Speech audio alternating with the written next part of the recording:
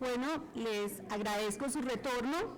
Continuamos con la doctora Clemencia Uribe. La doctora, ella es una enfermera con doctorado y ella está dedicada a la atención de los pacientes en casa desde hace 35 años, prestándonos una gran colaboración tanto a los pacientes como a sus cuidadores y en general a toda la sociedad. Espero que aprendamos mucho de ella. Muchas gracias por la invitación a DMD. Yo fui parte de la Junta durante muchos años y llevo en el alma toda la historia de DMD. Sigo siendo una gran divulgadora de los documentos y de la necesidad de que la gente tenga a mano su documento para morir dignamente. Hace 35 años yo empecé y quería contarles como anécdota cuál fue mi primer paciente. Yo tuve un tiempo trabajando en una clínica, no me gustó porque tenía pacientes que entraban como casi muertos a cirugía. Yo trabajaba en cirugía, yo no los conocía, no tenía contacto con ellos y se me ocurrió, viendo a mi padre que murió en muy malas condiciones en cuidado intensivo, se me ocurrió que yo podía ayudar a la gente por fuera de las clínicas y tener esa opción como de que la gente pudiera ser manejada en casa. Ese primer paciente que tuve fue algo muy extraño porque tenía cáncer, un cáncer terminal muy avanzado y yo era muy inexperta, pero con mucho coraje me metí a ayudarle y una familia muy grande, muy desorientada y sin médico. En esa época no había médicos paliativos ni médicos que ayudaran a domicilio. Le consta que al doctor y a la doctora Julieta. Entonces yo hice una especie de puente entre lo que yo veía y llamar médicos telefónicamente y que me dieran permiso, siendo yo enfermera, de hacer ciertas cosas, como darle un analgésico, ayudarlo con sus síntomas, etc. Bueno, hubo un acto final con ella que no supimos qué fue lo que pasó, pero estábamos todos alrededor de la cama, tenía su oxígeno puesto, estaba tranquila, diríamos, la paciente, respirando muy regularmente porque parecía que se iba a morir, y rezamos, todos alrededor estábamos rezando y de golpe yo vi que seguía viva y dije, ¿cómo les digo que no murió? Entonces fue un acto de valentía a decirle a la familia, por favor, retírense de la habitación, la mamá está viva. Entonces pues fue muy extraño, ese fue como mi primer caso.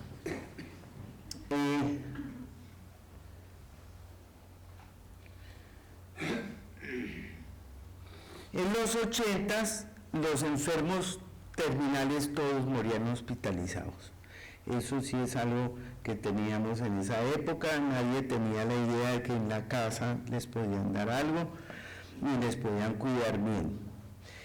Tuvimos personajes,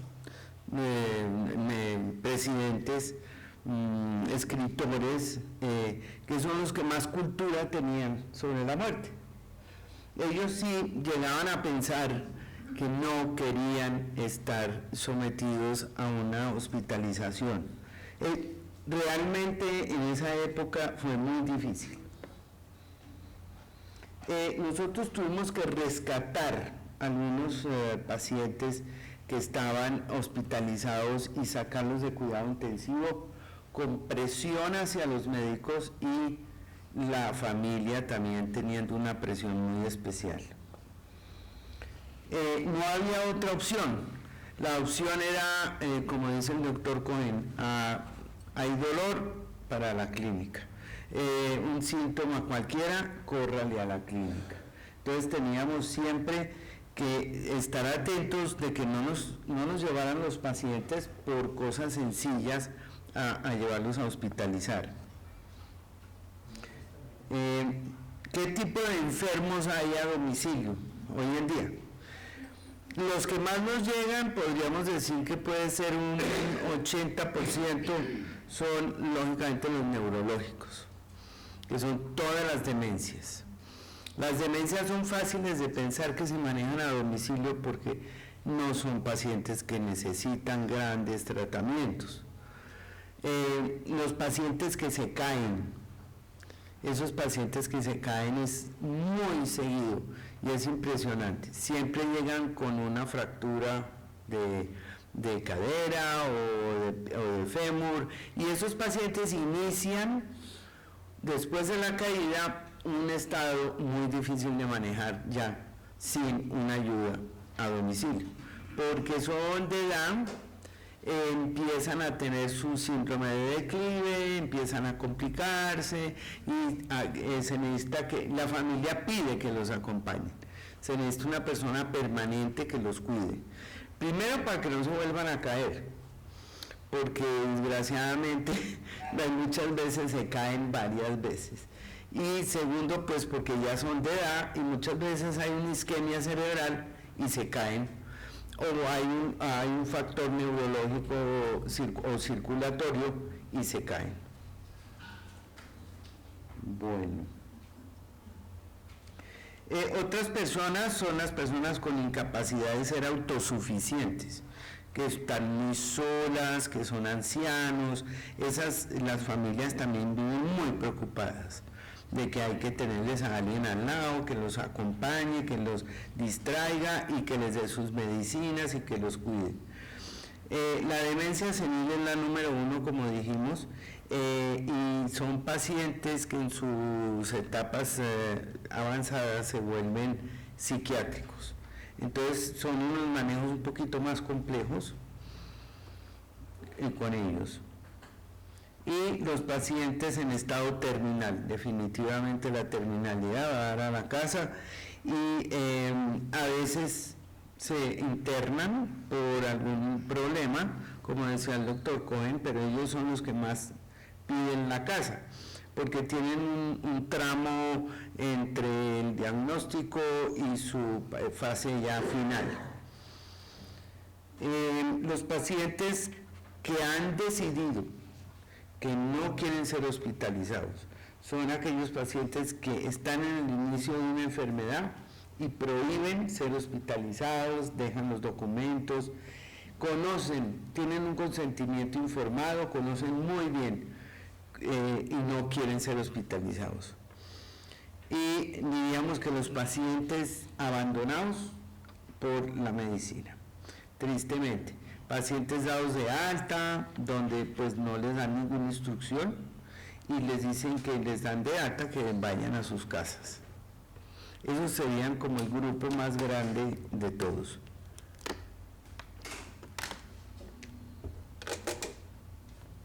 Bueno, el rol del equipo. El equipo a domicilio es lo más importante. Debe haber un equipo básico de cuidadores o enfermeras y un médico que vaya a la casa. Generalmente carecemos de esos médicos, pero bueno, hoy en día hay muchos más. No vamos a decir que en la época en que yo empecé sí fue muy difícil. Teníamos muy pocos médicos, pero hoy en día sí hay algo de cercanía del médico hacia el paciente.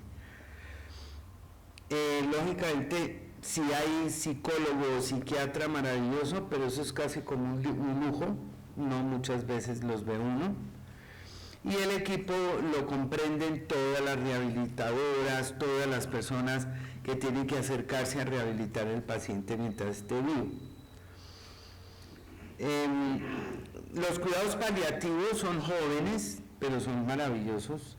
Yo los veo mucho con el PhD.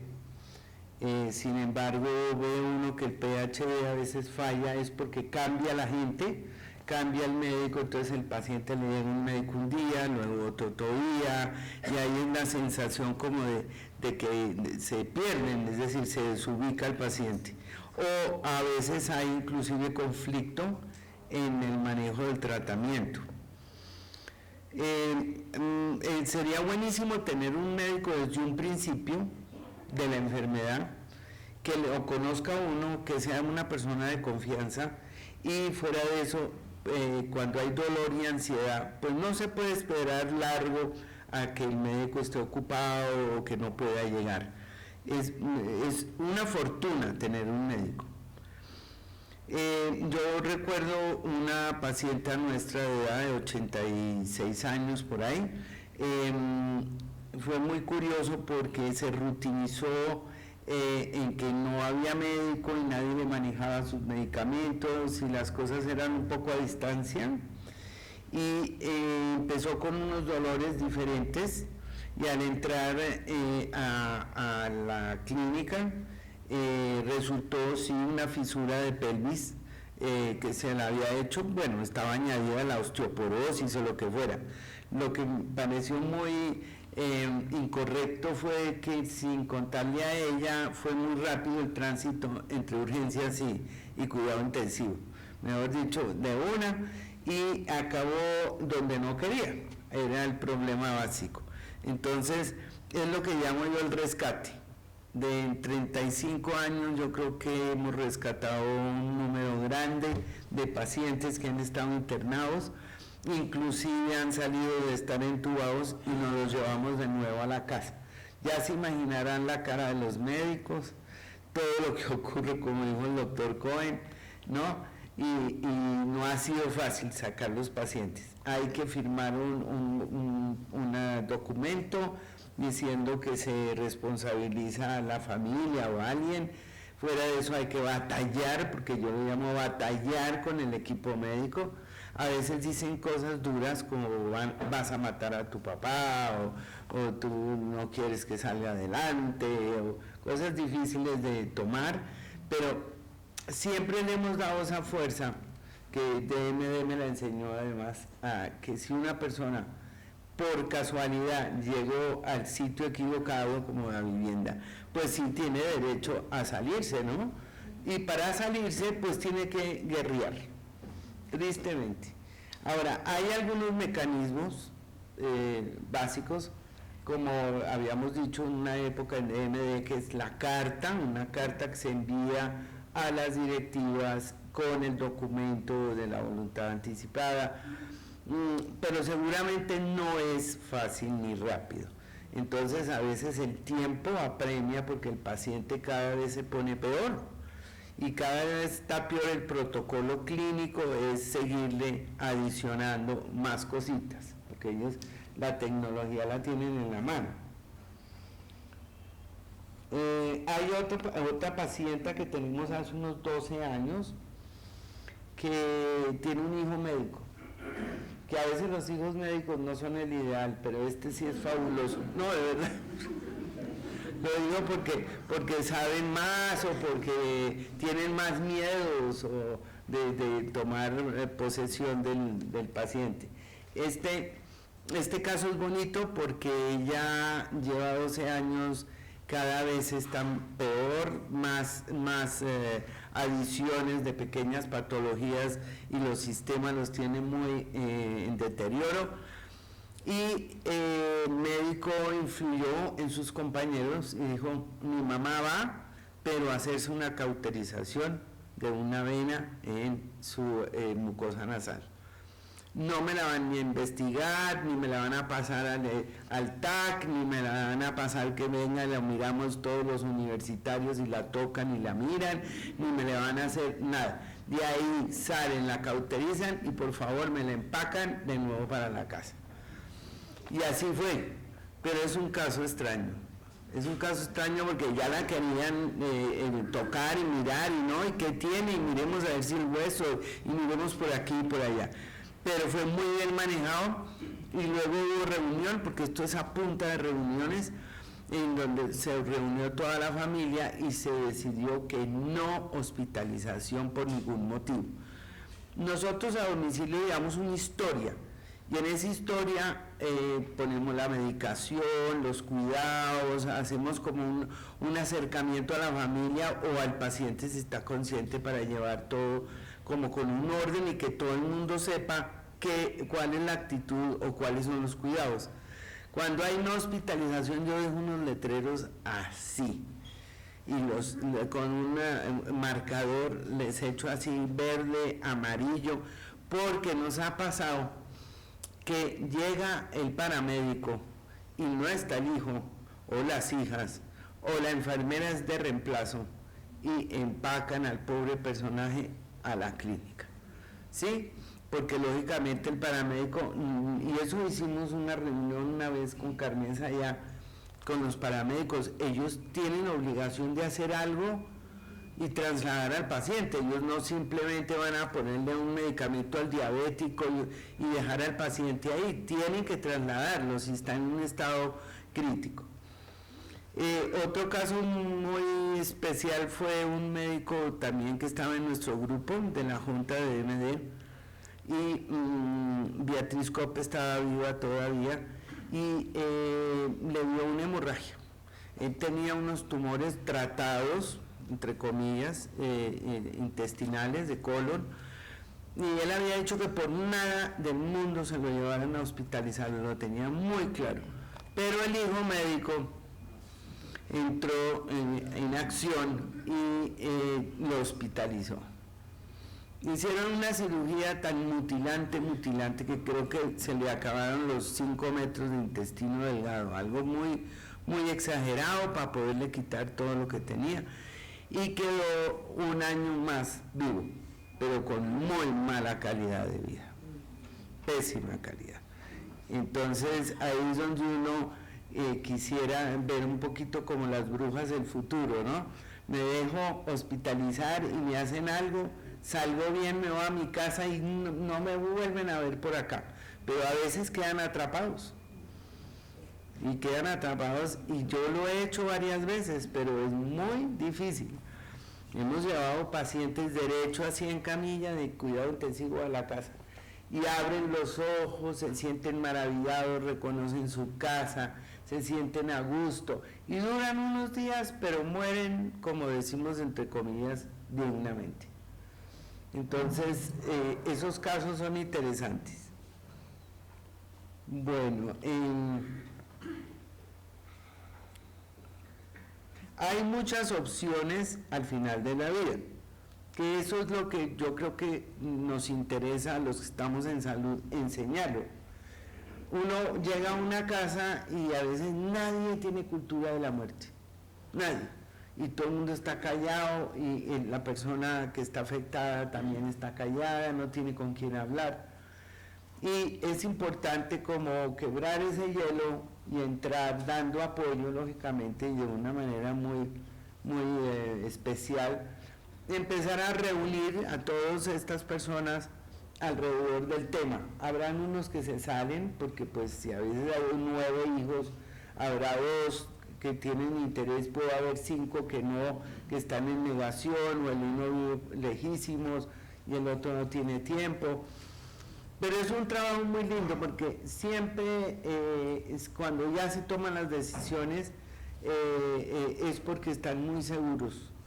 Y entonces uno les pone sobre la mesa todo lo que hay de posibilidades, que son muchas, que tienen que ver no solamente con la hospitalización, sino con el cuidado intensivo, con que le hagan sedación, con que le hagan la eutanasia, con la opción, la gama de opciones que el paciente puede tomar.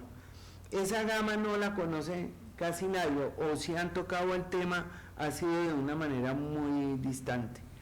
Entonces es interesante cuando nos reunimos y empieza uno a ver cómo todo el mundo ya empieza a pensarlo, a florecer alrededor del tema para llegar a la conclusión antes de que sea tarde. Ahora, sí hay muchas familias que le tienen miedo que su paciente se duerma, porque creen que dormir es como la muerte.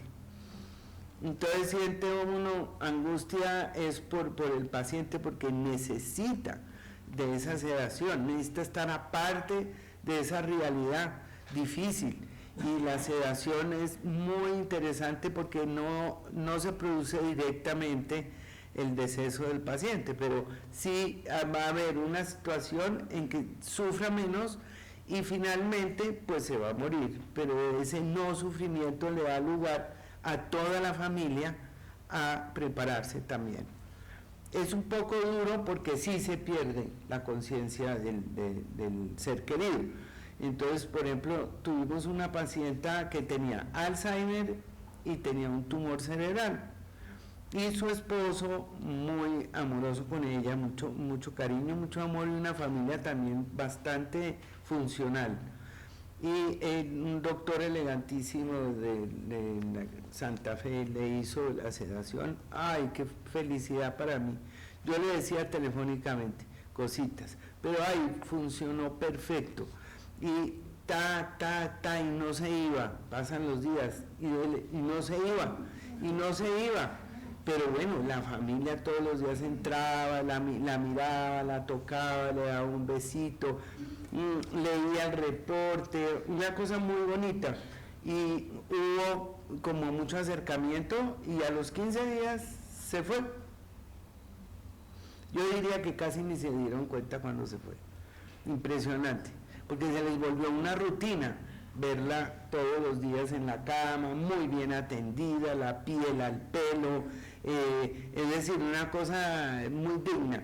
Uno cuando está con los pacientes terminales les cuida la boca, les cuida la piel, les cuida que estén cómodos, es como un bebé. Al final de la vida uno realmente sí acaba como un bebé, y a veces hay algunos que se les quitan los estímulos de la luz, se les pone luz bajita, la gente habla pasito, que es lindo, ¿no? Los estímulos todos son suavecitos, y entonces tiene unos como una persona muy débil entre la cama, pero muy consentida, ¿sí? Que le está dando uno todo, le está proporcionando toda la comodidad. Si no quiere comer, pues no le da de comer. Si hay que hidratarlo, se le pone su catéter subcutáneo sin molestarla. Unas cosas muy, muy suaves y muy acordes con la parte humana. Entonces, yo digo que morir en casa es una fortuna, pero que nadie sabe si se va a arreglar como dice el doctor, un sangrado o algo y queden interesadísimos en uno en un room para cuidado intensivo, ¿no? Ese es el chance que se toma, esa es la parte difícil. Bueno, hay algunos pacientes, por ejemplo, que le tienen mucho miedo a que los amarren, ¿cierto? Que les tengan amarrados en las camillas.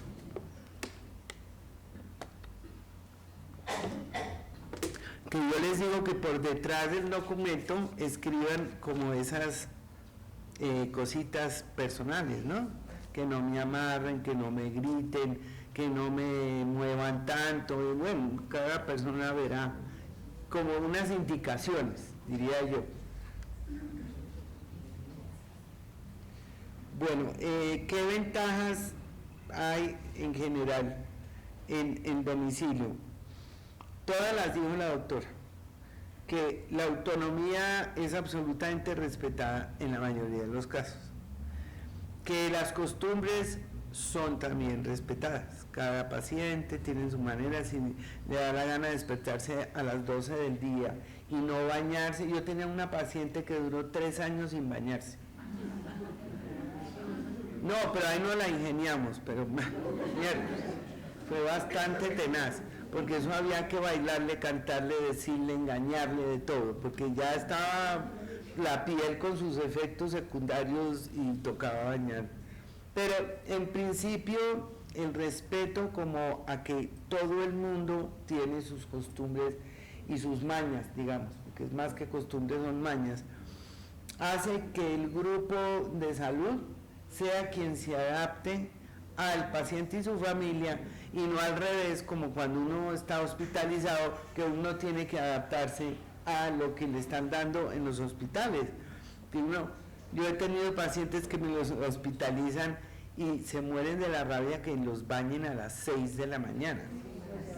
Y le digo, no, pero deje pues a las 10, no, tiene que ser a las 6, porque el protocolo dice que a las 6, y a las 7 tiene que estar desayunando.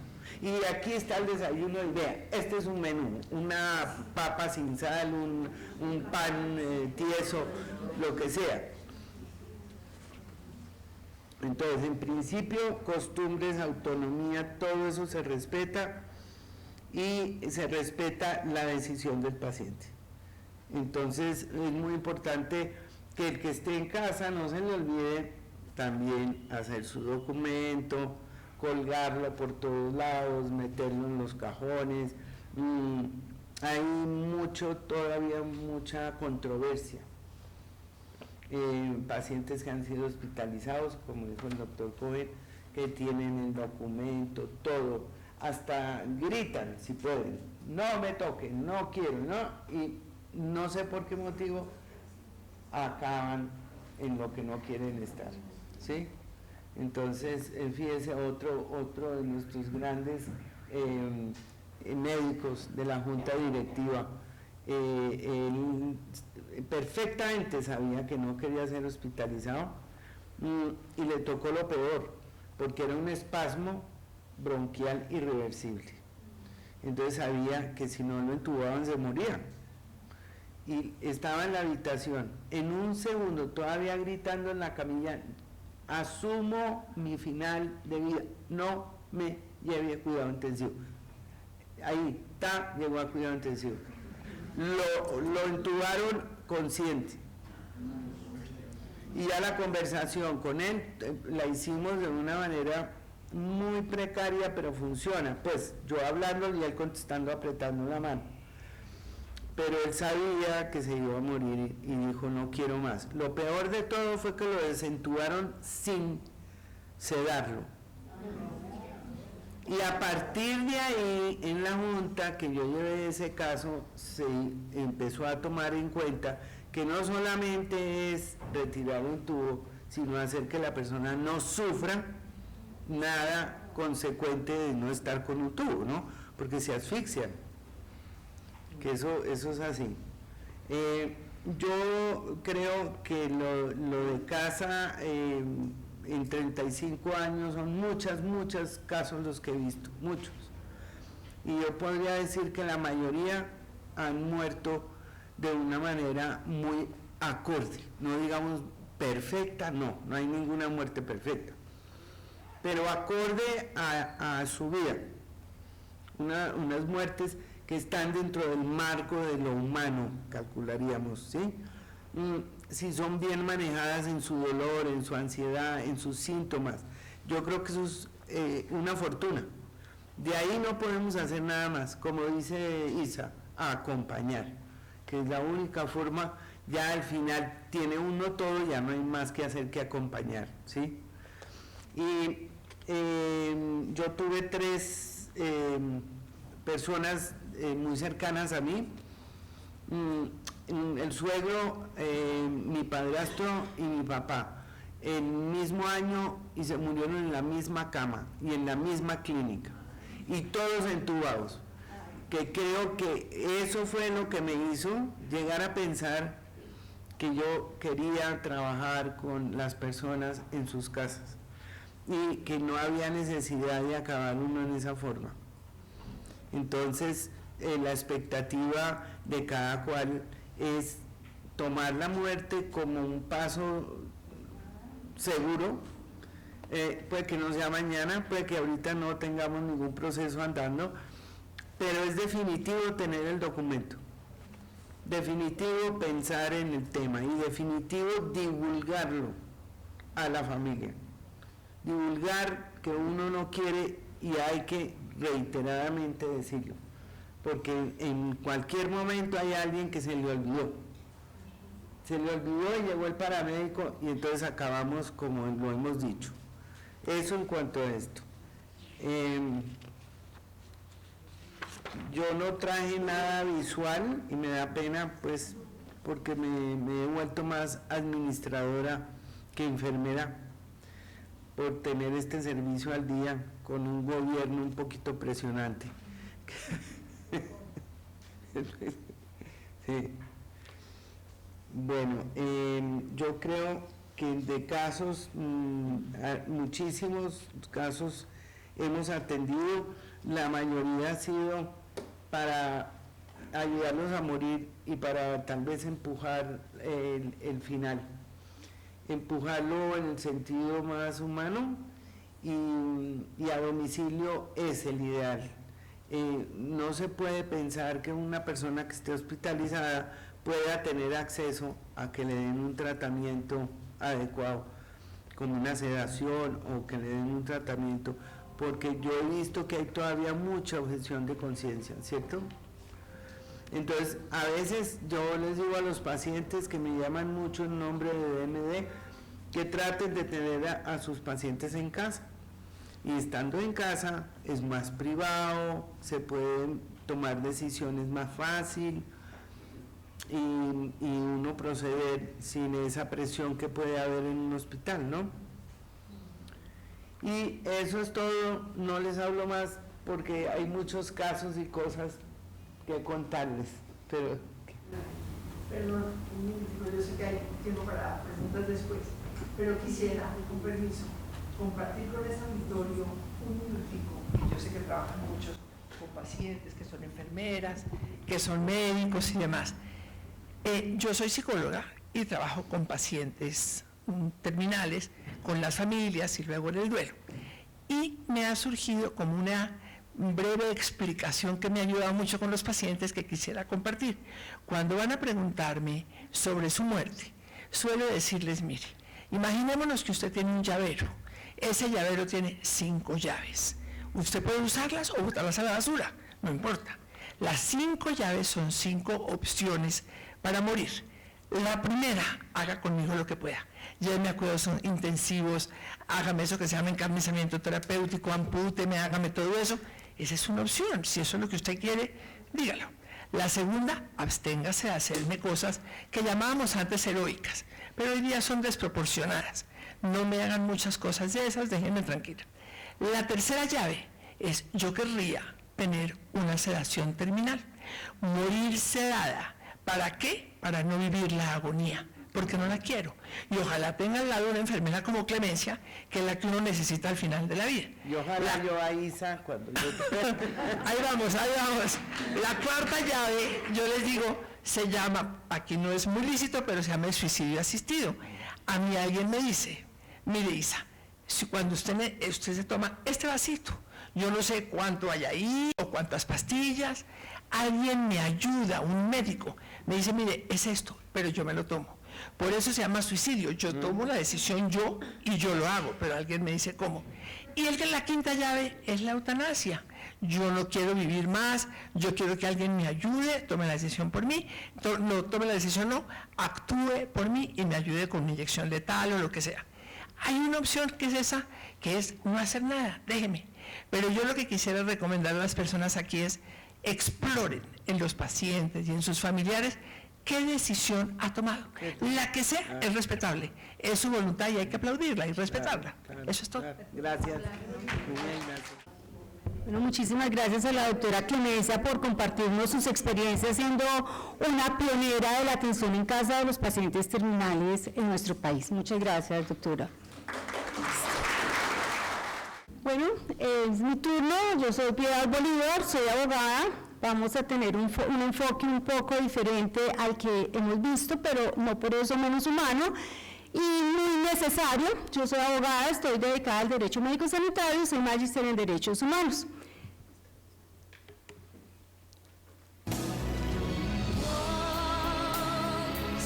¿Qué hacer cuando el paciente muere en casa? Porque es que en muchos casos también es ese temor de qué vamos a hacer cuando ya se muere, a quién vamos a acudir, que preferimos en las últimas llevar al paciente a una institución hospitalaria para a través de él poder, a través de esa institución poder obtener las soluciones legales cuando ya terminó esa vida. Hay una definición que nos da Irving Goffman, que es citada por el padre Llanos Escobar, y él nos habla de una institución total. En esa institución total Ese es el lugar en el cual hay una mezcla de personas que reciben, con personas que están trabajando, todas están desempeñando un rol diferente y ellas van a estar por un periodo que es bien importante en sus vidas.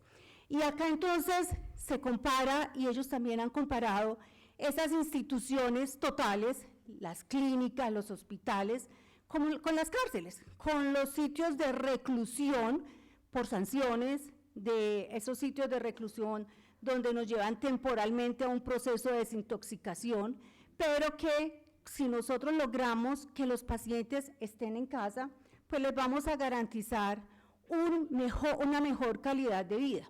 Les voy a leer algunas de las frases que que cita el padre Llanos, y nos dice: se concentran unos sofisticados recursos médicos que permiten ejercer un control intensivo y continuo sobre los pacientes. Todo se encuentra fríamente calculado para el servicio técnico y servicio de los enfermos. La mente del aislamiento físico y verbal al que es sometido el paciente. Se lo priva de sus vestidos y, en pijamado en pleno día, queda inmovilizado a merced de cualquier profesional de la salud, estudiante o camillero. Le controlan las visitas, pierde su derecho a la intimidad. Lo examinan muchas personas, lo lavan auxiliares, entran día y noche en su habitación sin tocar la puerta. Es raro el médico que corre la cortina para preservar un poquito la intimidad, aunque ya el doctor Cohen nos recordó que no tenemos la privación auditiva, pone seguro a la puerta o pide permiso al paciente para practicarle una auscultación. Al paciente se lo despersonaliza, no se lo trata por el nombre, sino por el número de su pieza o tipo de enfermedad. No se tienen suficientemente en cuenta sus sentimientos ni sus estados de ánimo. Solo cuentan los datos científicos de su enfermedad, su historia clínica. Lo despiertan varias veces en la noche para preguntarle si está durmiendo bien. Es manejado por normas médicas, a veces inhumanas, que no le permiten ver a sus hijos menores. Se encuentra aislado y desinformado del mundo exterior. Pierde el control del tiempo. Si se encuentra en una unidad de cuidados intensivos, no sabe si es de día o si es de noche. Lo rodea por dentro y por fuera la inseguridad. Con frecuencia ignora su diagnóstico y, si se lo cuentan, no entiende ni palabra. No sabe lo que le van a hacer ni cuándo se lo van a practicar. Vive una total incertidumbre, doctores. Entonces, al paciente enfermo, pero más a ese paciente que se encuentra en una enfermedad terminal, debemos protegerle todos sus derechos. Y dentro de sus derechos está el hacer efectivo, apoyarse, coger el bastón de sus creencias en ese momento de su vida. Poder apoyarse en su familia es el único recurso que nadie le puede negar en ese momento. Y no tenemos por qué condenarlo entonces a padecer una enfermedad. Deberíamos acompañarlo a vivir la enfermedad que tiene, pero a vivirla también de una manera digna, tanto para él como para sus cuidadores, como para sus familiares. ¿Qué buscamos con el paciente en casa? Que el paciente esté en familia, acompañado de aquellos con quien quiere estar, nos decían ahora, acompañado de sus mascotas, de aquellos que lo han alimentado en sus últimos momentos, y hoy los psicólogos nos están recomendando mucho que permitamos a los pacientes tener las mascotas, porque es que hasta hace muy poco tiempo las mascotas contaminaban los ambientes, el pelo de la mascota le hacía daño al paciente, pero no teníamos en cuenta también el amor que le dan las mascotas a sus papás y todo el tiempo que también han compartido. Entonces, por el derecho a morir en casa, tenemos también que ser un poquito racionales y tener en cuenta qué es lo que tenemos que hacer cuando permitimos que ese paciente, dentro de la dignidad que se merece, pueda morir en casa. Sí, está al revés, y no muevan la cabeza para tratar de leerlo, porque aquí lo que quiero que veamos es así nos ponemos cuando se muere un ser querido en la casa. Todo está al revés. Pero entonces, ahora que sí ha ido, ¿cuál es el qué hacer cuando nos llega ese día? Respeto primero por los derechos de quienes fallecen. Hay quienes nos dicen que pues, si ya falleció, dejó de ser persona, ¿cuáles derechos le vamos a proteger? Y perdón, pero es que existe la memoria del difunto. Y esa persona construyó su intimidad para su posteridad. Esa persona construyó una intimidad. Esa persona expuso cuál era su voluntad al momento de fallecer para que fuera cumplida por todas aquellas personas que la conocieron cuando él ya no podía ejecutarlas. Y ahí también van a decir, pero es que él ya se murió. También tenemos derechos de las personas allegadas, de los familiares que le han sobrevivido. Y esos derechos, pues también los tenemos que proteger, y esto lo digo con el tema de la historia clínica, que ahora lo vamos a revisar un poquito. ¿Quiénes deben denunciar la defunción? Pues en primer lugar, los familiares más cercanos. Los familiares más cercanos mayores, aquellos que tuvieron conocimiento, tuvieron esa noticia. Pero si no tenemos familiares, que hoy es muy común que esa persona fallezca en un sitio para mayores, que fallezca en otro sitio donde está totalmente solo y aislado, pues entonces esas personas también están obligadas al denunciamiento del fallecimiento de esta persona con quienes estaban conviviendo. Y me dicen mucho el médico que lo haya asistido en su última enfermedad. Pero es que acuérdense en que en nuestro sistema, ¿quién es el médico tratante? Es el médico que está de turno cuando pedimos la cita.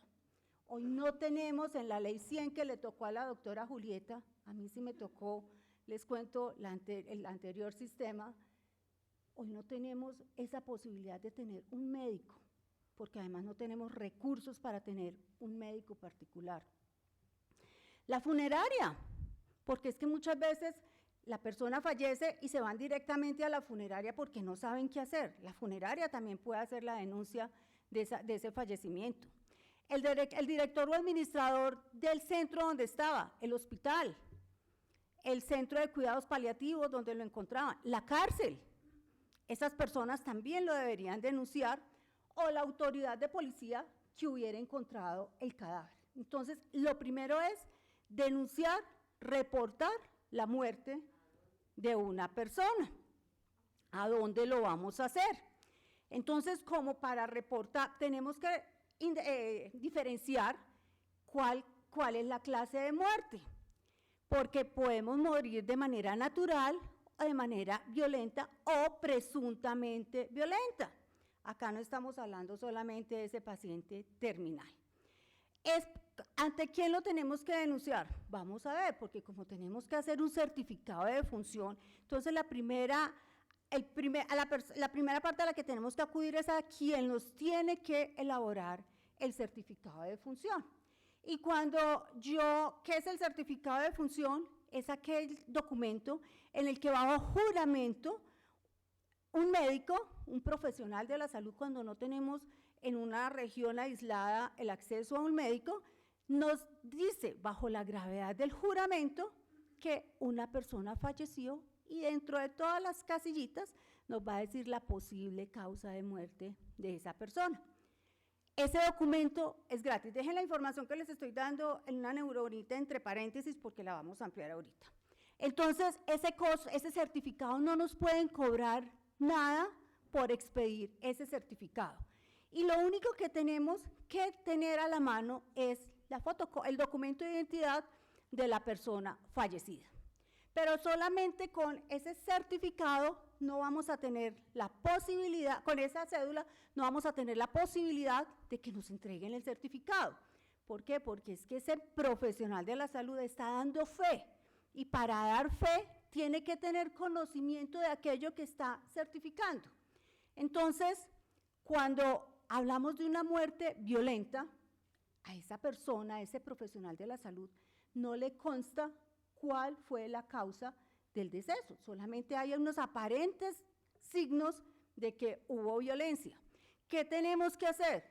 Encontramos el cadáver, no podemos alterar las condiciones en las cuales lo encontramos, que le encontramos un frasquito con unas pastillas, pues nos decían ahora, el suicidio asistido es un delito en Colombia.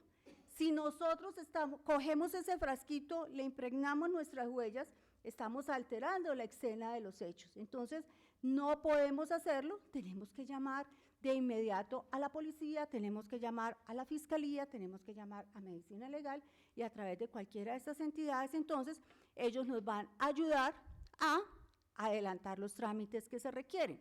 Necesitamos un levantamiento del cadáver a través del CTI y estas personas entonces nos van a ayudar a trasladar el cuerpo a medicina legal. ¿Qué pasa con la muerte natural? Y entonces aquí es donde encuentro las aterradoras presiones que les hacen a los profesionales de la salud. Porque tenemos un concepto sobre ese cadáver que todavía lo queremos proteger y nadie quiere que le haga una autopsia y tocar el cadáver es mortificarlo, además es mortificar a la familia, pero no es hacerle daño a ese cuerpo que ya está totalmente inerte, no va a sentir, solamente necesitamos aclarar qué fue lo que pasó con él. Entonces, ese paciente terminal, sabemos de qué se murió. Ese médico que lo ha estado viendo o el último médico que lo atendió, sabía cuál iba a ser el final de esa patología que presentaba ese paciente, que iba a estar muy cercana. Ese profesional de la salud sí nos puede certificar, nos puede expedir ese certificado de defunción. Y la norma nos dice que también el médico que haya prestado servicios de salud con anterioridad. Pero entonces ese señor estaba capitando en una IPS y ahí era donde consultaba, allá lo llevaba a su familia. Hace 6 meses no volvió allá.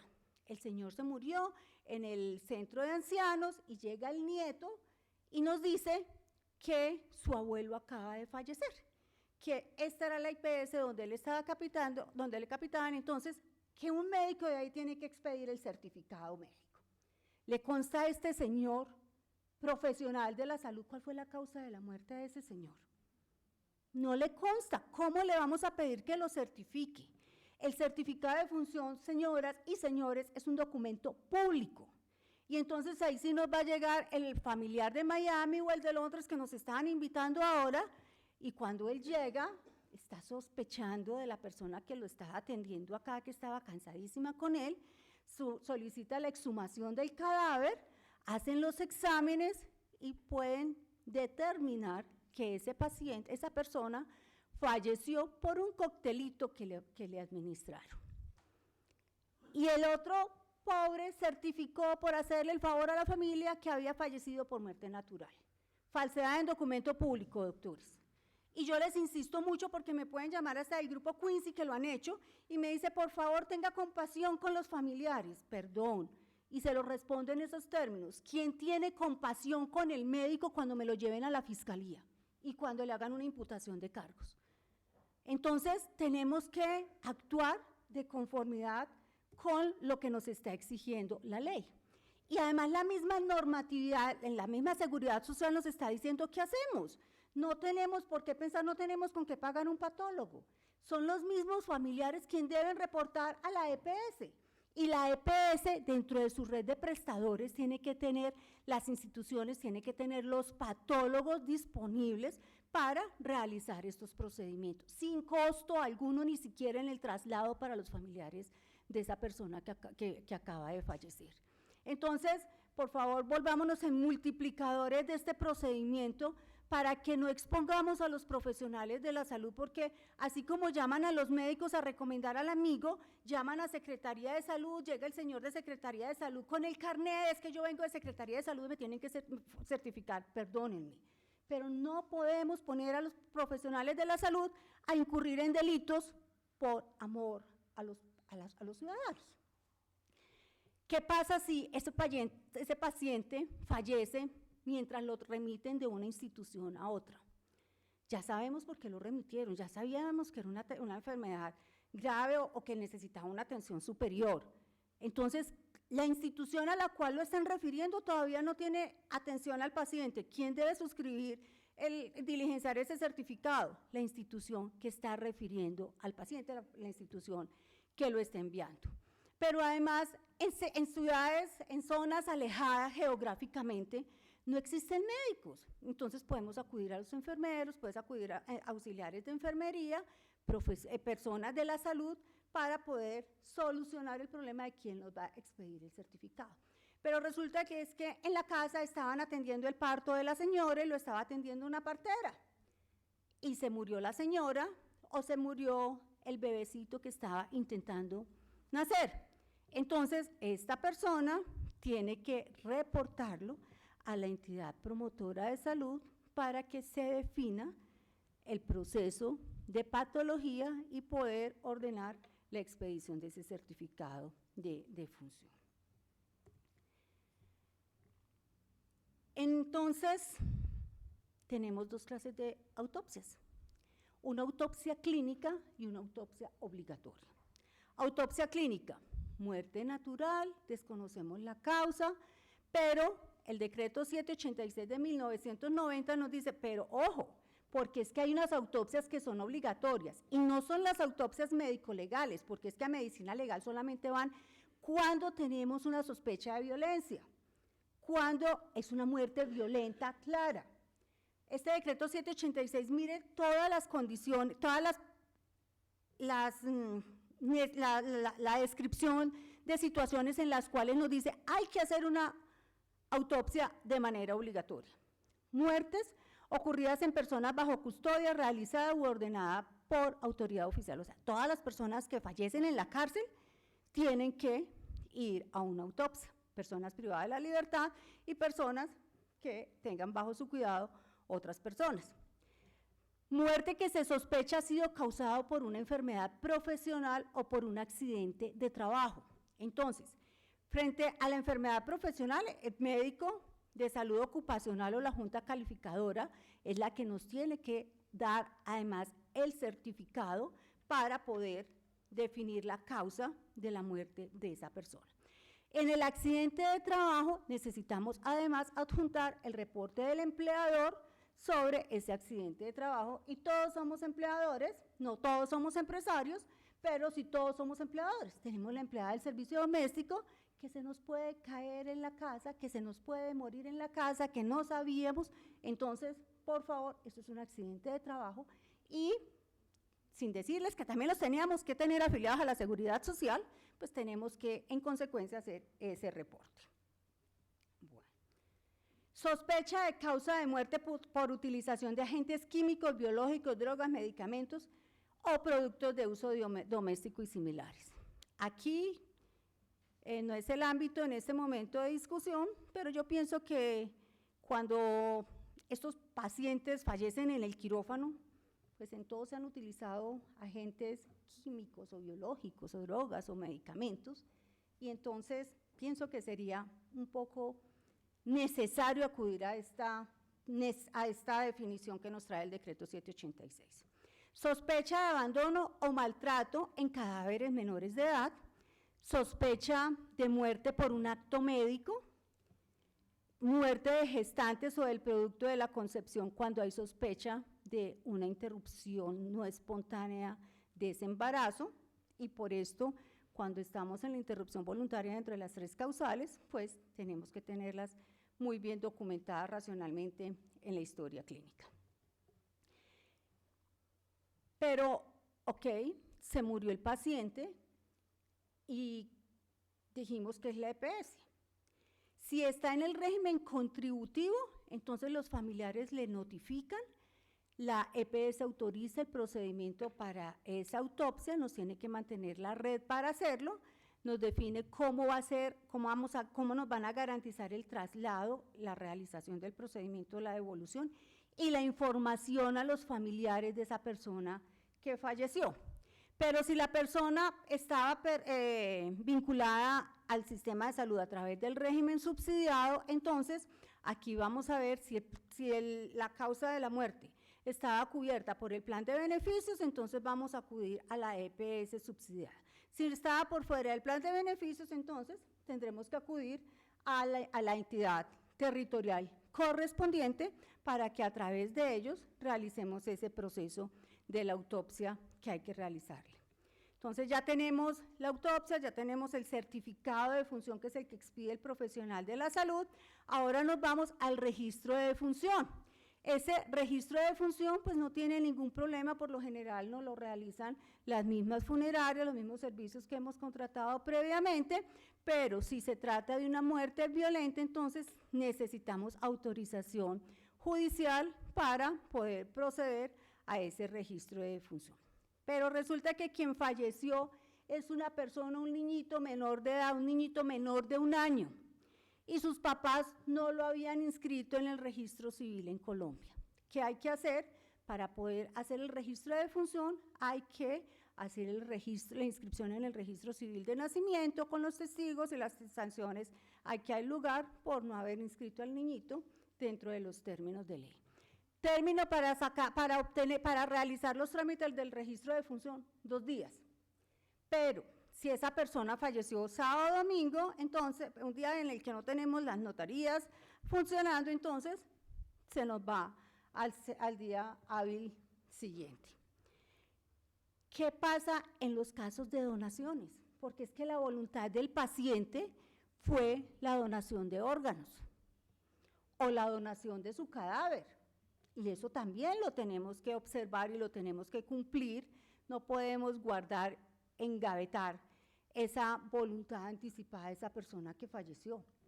Entonces, tenemos que tener muy claro, señores, cuando se trata de un aborto de seres que no nacieron vivos, a esos seres no les podemos extraer los órganos. Está expresamente prohibido la donación de órganos de fetos no nacidos, nacidos muertos.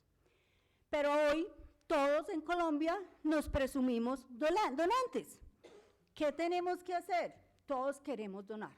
Eso nos presume nuestro Estado colombiano. Pero hay quien no quiera y eso también se lo tenemos que respetar. Esa no donación tiene que quedar por escrito. Ese escrito tiene que ser autenticado y ese escrito tiene que estar registrado ante la EPS o ante el Instituto Nacional de Salud, y ya el instituto se encargará de la divulgación entre los prestadores para que se abstengan de realizar la extracción de órganos y tejidos a las pacientes fallecidos, a las personas fallecidas que se han opuesto. Pero yo decidí además la donación de mi cadáver a una universidad. Las universidades necesitan nuestros cuerpos cuando fallecemos para investigaciones, para el estudio de las personas que están en formación. Entonces, lo tenemos que dejar también de manera anticipada, un escrito autenticado. Hoy les digo autenticado porque acuérdense que tenemos la normatividad de voluntades anticipadas que ya previamente habíamos cuestionado, que hoy está demandada, pero todavía no hemos tenido ningún pronunciamiento. Y entonces, ¿qué tenemos que tener en cuenta? Que cuando yo tomo una decisión, este tipo de decisiones, mis familiares tienen que conocerla. Esa decisión no puede quedar en el testamento cerrado, doctores. Porque, señores, porque cuando ya vamos a abrir el testamento fue porque ya me inhumaron, ya me cremaron, ya han pasado 20 días que llegó el abogado a abrir el testamento. Entonces, eso es algo que tenemos que notificarlo, que tenemos que informarlo. La donación del cadáver del paciente que no ha realizado ninguna manifestación de voluntad frente a esa persona ya falleció. Los familiares pueden tomar esa decisión entre todos. Pero ojo, porque entonces, ¿qué tenemos que hacer los sobrevivientes? ¿O qué tienen que hacer los sobrevivientes nuestros? ¿Cómo vamos a donar ese cadáver? Solicitar la inyección de formol para la protección y mantenimiento de los tejidos hasta cuando se logre entregar a la universidad a la cual se vaya o al centro de estudios al cual se vaya a entregar, y solicitar a la funeraria que no realice ningún tipo de incisiones para la extracción de vísceras, que es lo que normalmente hacen, porque tenemos que entregar el cadáver tal cual está para el estudio. ¿Cuándo se pueden realizar esas incisiones? Cuando se van a aprovechar los órganos, los tejidos, pero en ese caso se está haciendo la extracción de manera científica, de manera idónea, y no vamos a afectar el cuerpo para el estudio posterior. Lo más importante de todo, señoras y señores, es observar los deseos de quien murió. Ya tenemos el certificado, ya tenemos el registro. ¿Qué vamos a hacer con el cuerpo? Lo que el paciente quiso, lo que nuestro familiar quiso, lo que esa persona decidió, lo que siempre nos rogó que hiciéramos por él después de su fallecimiento. Vamos a observar sus creencias. Entonces, si nos vamos a la India, pues vamos a hacer unas montañas de sándalos según el rango social de la persona que falleció. Pero si también nos vamos a los indígenas, ellos también hacen unos procesos, unos ritos especiales para poder proteger y enviar el alma donde ellos creen que lo tienen que enviar. Pero en el Tíbet, para ellos lo importante es la preservación del alma, a ellos no les importa el cuerpo. Entonces tenemos que tener muy claras cuáles eran las creencias, cuál era la voluntad de esa persona para poderle dar cumplimiento a esos deseos que él nos estaba exigiendo. La voluntad fue cremarlo. Recuerden que las cremaciones tienen que hacerse entre las 36 y las 48 horas siguientes por orden legal. Entonces, no podemos pedir las cenizas para mañana para poder ir a terminar los ritos a los que queremos. Con relación a la cremación, pues entonces necesitamos autorización. Acá también diferenciamos si es muerte violenta, si es muerte natural. Si es una muerte natural, necesitamos solamente la autorización del cónyuge, de los hijos, para poder proceder y que esta persona nos lleve la fotocopia del documento de identidad de la persona fallecida y el certificado de defunción. Pero si fue una muerte violenta, necesitamos la autorización judicial, la autorización de la autoridad competente para poder proceder a la cremación, porque es posible que con esa cremación estemos impidiendo y estemos obstaculizando investigaciones futuras frente a la causa de la muerte de esa persona. Aquí hay algo que uno dice, y esto para quien me lo dice Piedad, pero son cosas importantes. ¿Qué podemos delegar en los servicios funerarios? Entonces ellos nos hacen el trámite del registro civil de defunción, el traslado del cuerpo, el arreglo de la persona, del cadáver, los avisos, alquiler de la caja fúnebre, el cenizario, salas de velación, los oficios religiosos, obtención de ese certificado de inhumación o de cremación. Ese certificado es expedido por el DANE y ellos no lo van a tramitar y hay que llevarlo al cementerio, al lugar donde se va a inhumar ese cadáver o al lugar donde se va a cremar ese cadáver. Pero resulta, y hoy pues lo manifiesto, para mí esta charla adquirió muchísima relevancia porque mi suegra falleció hace 15 días y fui consciente realmente de la importancia de que sus familiares supieran.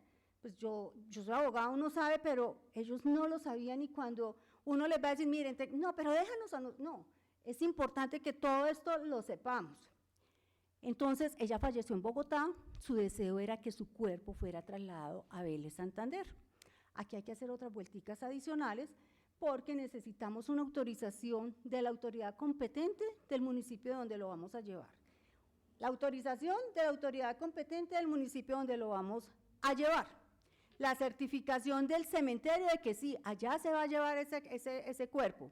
Y las anotaciones que en cada ente territorial consideren pertinente. Entonces miren que no es solamente me morí, dejamos una cantidad de diligencias y de trámites pendientes, pero es que también dejamos platica en las cuentas de ahorros. También dejamos platica en los fondos mutuales. También dejamos platica en la cuenta corriente. Entonces, cuando los familiares saben y tienen una tarjetita de débito y le conocen la clave, pues van a la carrerita y sacan la plata. Pero es que el problema es que nos dan solamente, creo que hasta 1.800.000 los cajeros. La ley nos permite que los familiares, los herederos, puedan retirar esos dineros de estas entidades bancarias cuando en ellos hay hasta 55.856.000 pesos, que sirven un poquito para ayudarnos de pronto a los trámites del sepelio. ¿Y qué necesitamos? Necesitamos llevar los registros, los certificados de los registros que nos están acreditando que esas personas tienen derecho frente a los bienes del causante, pero además unas declaraciones juramentadas en las cuales ellos están manifestando que no conocen otra persona con igual o mejor derecho a ellos. ¿Por qué? Porque es que nos puede llegar, con todo respeto lo digo también, el señor no solamente tenía una principal, sino que tenía una agencia y una sucursal. Entonces, ellas también tienen derecho, acuérdense que ya compartimos las pensiones, entonces también van a participar de pronto, se acreditan sus derechos en esta repartición de estos dineros. Entonces, por favor, no nos angustiemos, tengamos todos los documentos, cuando nos entreguen el certificado, pidamos que de defunción, pidámonos que no nos entreguen uno, paguemos que nos den otros 5, otros 7, porque es que de ahí hacia adelante se nos vienen muchísimos trámites en los que vamos a necesitar ese registro civil de defunción, el registro de matrimonio, las declaraciones juradas y los registros civiles de nacimiento. Pero también acuérdense que abrimos la caja fuerte a ver si nos dejaron joyitas y encontramos documentos. Por favor, no hagamos caso omiso a esos documentos. Hay que leer documento por documento. Si hay contratos que hay que finiquitar en ese momento y aprovechar la causa de muerte para no tener que llegar a indemnizaciones. Pero si los contratos permitimos que se sigan ejecutando cuando falleció la persona, pues después yo no voy a poder invocar dentro de 2 o 3 meses que por causa de muerte tengo que dar por terminado el contrato, porque se siguió ejecutando. Entonces, estudiemos muy bien los contratos, miremos las causales de terminación. Y a las amas de casa y a los amos de casa, por favor, tenemos contrato con las empleadas que nos ayudan y que nos asisten en nuestros hogares.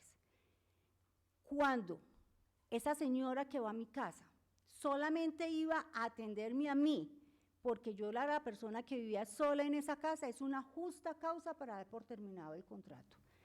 Pero es que esa señora puede seguir trabajando con mi esposo, entonces ahí ya no es una justa causa para dar por terminado el contrato.